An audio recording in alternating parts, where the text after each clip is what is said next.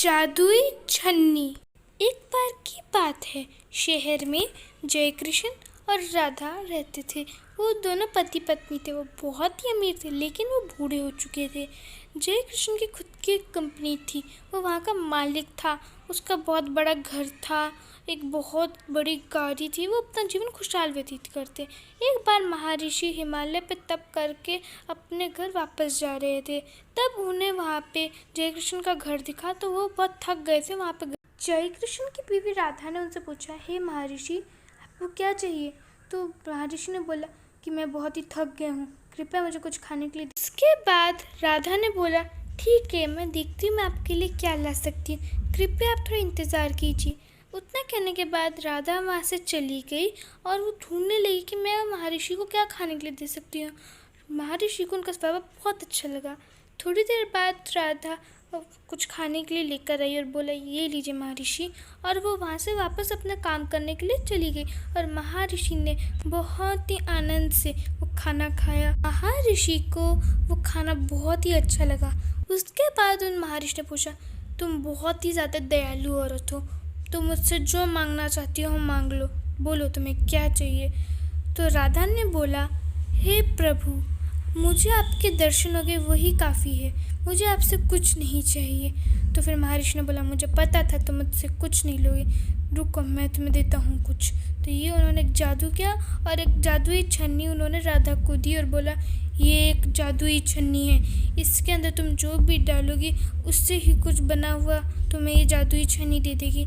लेकिन याद रखना, तुम इस जादुई छन्नी को दिन में एक बार ही इस्तेमाल कर सकती। अगर तुमने इसको दिन में एक बार से ज़्यादा इस्तेमाल किया तो ये छन्नी काम नहीं करेगी। और ये इतना बोल के महर्षि वहाँ से अपने घर की तरफ प्रस्थान करने लगे। शाम को जब जय कृष्ण घर आया, राधा ने उसको पूरी कहानी बताई कि कैसे कैसे वो घर पे बाबा आए, उन्होंने उसको कैसे खाना खिलाया और कैसे उसको वो जादुई छन्नी मिली।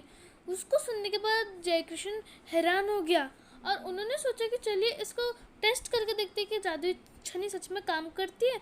उन्होंने उसमें थोड़ा सा गेहूँ डाल के देखा और उसमें से सच में रोटियां आने लगी। एक बार गेहूँ डालने से 3 रोटी। ये सब उसकी पड़ोसन देख रही थी। राधा ने वो जादुई छन्नी किचन में रखी और वो कमरे में चली गई सोने। रात हो चुकी थी, उनको नींद आ रही थी, वो सो गए। उन्होंने थोड़ी जादुई छन्नी के बारे में बात की, सो गए वो लोग। उनके सोते ही विमला चुपके से घर के अंदर आई और वो जादुई छन्नी ले गई। और जब वो अपने घर पे वो जादुई छन्नी लेकर आई और उसमें वो बस गेहूँ डालनी ही वाली थी, वो उसमें आग लग गई। वो डर गई। देखते ही देखते वो जादुई छन्नी राख में बदल गई। वो अपनी गलती पे पछता रही थी और वो अपने पड़ोसन जय कृष्ण और राधा के घर गई। उनके घर के बाहर पहुंच के उधर बेल बजाने लगी। विमला ने उसे सब बताया कि कैसे उसने वो जादुई छन्नी चुरा ली थी और कैसे उसको घर लेकर गई। और जब घर लेके उस पर वो गेहूँ डालने ही वाली थी, उसमें कैसे आग लग गई और देखते ही देखते उसकी आंखों के सामने वो राख में बदल गई। इतना सुनने के बाद जय कृष्ण और राधा ने थोड़ा सोचा और बोला, कोई बात नहीं, तुम्हें अपनी गलती का पछतावा है, यही अगर तुमने अगली बार से ये गलती वापस दोहराई तो फिर हम तुम्हें माफ़ नहीं करेंगे। आज हम तुम्हें माफ़ कर देते हैं।